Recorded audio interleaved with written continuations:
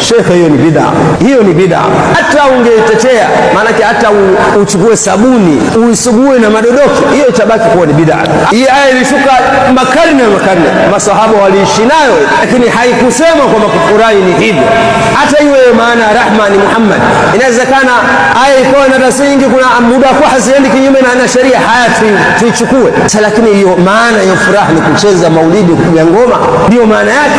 Mtu anakuambia mimi najua nahwu, mimi najua balagha, wewe unajua lugha ya Kiarabu vizuri kumshinda Abubakar, unamshinda Ibn Mas'ud. Wale ni watu wakuwa ni Waarabu, wala hawahitaji kwamba wasome hizo elimu za lugha.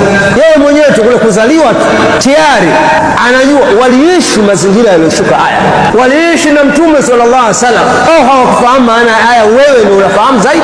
Shekhe, hiyo ni bid'a. Hata ungeitetea, maanake hata uchukue sabuni uisugue na madodoki, hiyo itabaki kuwa ni bid'a. Hata uitengeneze maelezo gani, itabaki kuwa ni bid'a. Na swala kwamba hata kama ni bid'a, maana nakumbuka kuna kauli inasema katika watu wa bid'a, wasema adamu haya mambo yamefanywa na mabwana wakubwa, sisi tuishi nayo na tutakufa nayo. Shauri yako.